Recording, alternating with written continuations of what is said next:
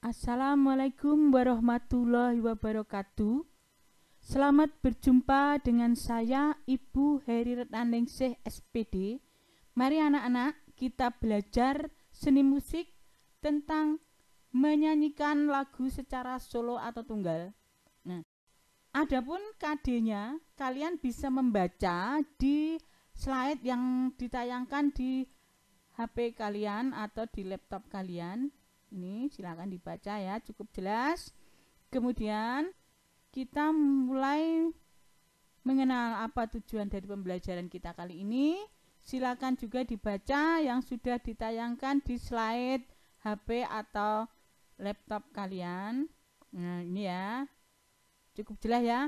Mari kita lanjut sekarang pada materi pokok, yaitu tentang teori menyanyikan lagu secara solo atau tunggal. Apa itu? Yaitu menyanyi seorang diri atau satu orang menyanyikan satu buah lagu, baik itu diiringi musik maupun tanpa iringan musik, baik itu pakai backing vokal maupun tanpa backing vokal kalau dia menyanyi sendiri. Lanjut kita sebelum ke teknik, nah, kita lanjutkan ke menentukan materi vokal. Nah, materi vokal yang ada dalam diri kita itu yang pertama adalah timbre.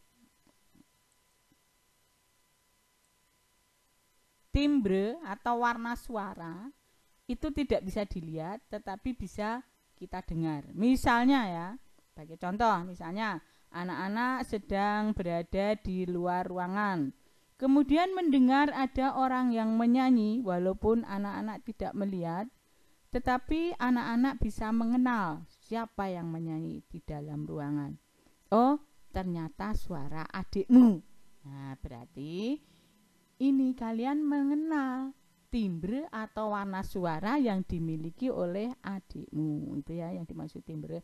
Satu lagi contoh, misalnya anak-anak juga masih di luar, kemudian ada seorang ibu yang memanggil. Nah, walaupun tidak melihat, tapi kalian kenal suara siapa itu. Oh, ternyata ibumu yang memanggilmu. Berarti kalian mengenali warna atau timbre dari suara yang dimiliki oleh ibumu dan adikmu tadi. Nah, gitu ya, cukup jelas ya anak-anak. Kita lanjutkan materi vokal yang ada dalam tubuh kita. Itu selain timbre ada ambitus. Nah, walaupun tidak kelihatan, ambitus itu bisa dijangkau. Ambitus apa? Batas wilayah nada yang dimiliki oleh seseorang.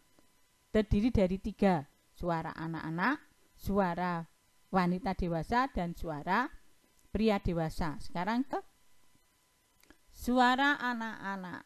Suara anak-anak ambitusnya mencapai 11 nada. Baik putra maupun putri itu hanya terbagi menjadi 2, suara tinggi dan suara rendah. Nah, ambitusnya itu huruf yang di samping itu C1 sampai F2 untuk tinggi, dan rendah A sampai D2. Ini kalau diurutkan kamu hitung A sampai D2 itu ada 11 nada. Kita lanjutkan ke suara wanita. Nah, suara wanita dewasa ini ya. Suara wanita dewasa ambitusnya mencapai 13 nada. Wanita dewasa itu ada 3 jenis suaranya. Pertama tinggi atau sopran, ambitusnya itu. Kalian bisa baca sendiri. Kemudian suara sedang atau mezzo-sopran, dan suara rendah atau alto. Ya, suara wanita 1 oktav lebih tinggi dibanding dengan suara pria. Kita lanjutkan. Kita perlu mengenal suara pria. Nah, ini suara pria juga terbagi menjadi 3. Tinggi itu tenor. Nah, ambitusnya itu kalian baca ya. Suara sedang bariton. Ambitusnya baca sendiri. Dan suara rendah itu bass. Perlu kalian ingat lagi, ambitusnya mencapai 13 nada dan 1 oktav lebih rendah dibanding dengan suara wanita. Ya, kita lanjut berikutnya. adalah teknik vokal. Teknik vokal itu cara menyanyi sesuai dengan aturan yang benar. Aturan yang benar itu pertama harus memperhatikan intonasi. Intonasi itu ketepatan menyuarakan tinggi rendah nada dalam lagu, ya. Jadi kalau intonasinya benar, lagunya akan terdengar baik, tidak terdengar sumbang atau fals. Kemudian kita juga perlu memperhatikan artikulasi. Artikulasinya itu harus jelas. Jadi ucapannya harus jelas. Mengucapkan syairnya harus jelas agar pesan yang ada di dalam lagu itu bisa terdengar jelas, bisa tersampaikan dengan baik. Selanjutnya resonansi.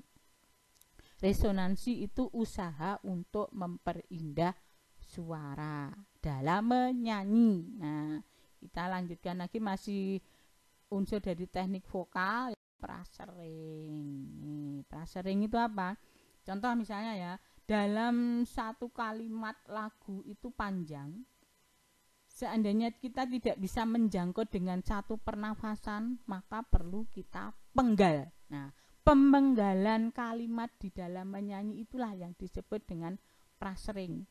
Prasering ada dua. Yang pertama prasering kalimat bahasa, yaitu pemenggalan berdasarkan kata-kata, kalimat atau lirik, ya, atau syair. Yang kedua prasering kalimat musik itu pemenggalan berdasarkan nada, melodi, ya, atau lagunya. Ini ada beberapa unsur yang yang pertama adalah kelompok nada atau motif. Jadi pemenggalannya 2 birama, 4 ruas birama dan seterusnya, tetapi yang paling banyak 8 ruas birama. Kita lanjut ya. Jelas ya anak-anak? Kemudian puncak dari lagu atau kalimat. Maksudnya, langsung contoh saja misalnya ya, puncak dari lagu itu nada tertinggi. Nah, perlu kita persiapkan dengan pernafasan supaya nada tertinggi itu kita bisa menjangkau dengan baik. Begitu juga untuk nada terendah, karena ambitus suara manusia kan berbeda-beda. Ada yang mudah menjangkau tinggi, ada yang mudah menjangkau rendah. Ya, kita lanjut. Selanjutnya kita ke tekanan nada. Tekanan nada itu tergantung dari iramanya. Nah, tekanan yang kuat itu terdapat pada awal birama. Selanjutnya kalimat yang dinyanyikan itu ada 2, resitatif dan melismatis. Resitatif itu apa? Resitatif itu lebih mengutamakan kata-kata, kalimat, syair atau lirik. Berarti ini mengutamakan pesan, ya. Kemudian melismatis adalah satu huruf hidup untuk beberapa nada. Kita lanjutkan berikutnya. Pernafasan ini merupakan elemen yang sangat mendukung dalam olah vokal. Pernafasan dalam menyanyi itu ada 3. Silakan dibaca di slide yang sudah ditayangkan di layar HP Anda atau di laptop Anda. Ini pernafasan dada, bahu, dan diafragma. Ini yang paling baik adalah pernafasan diafragma, dengan ciri-ciri saat menyanyi, saat ngatur nafas itu terdapat tekanan pada perbatasan rongga perut dan rongga dada.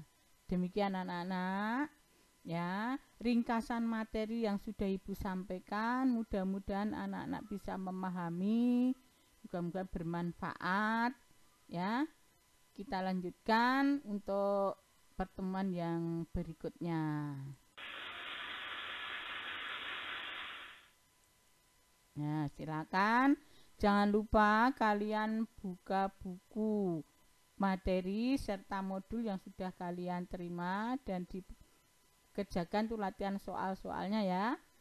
Sampai di sini. Assalamualaikum warahmatullahi wabarakatuh.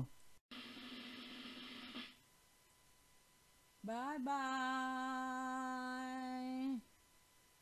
Ya, sampai ketemu lagi. Assalamualaikum.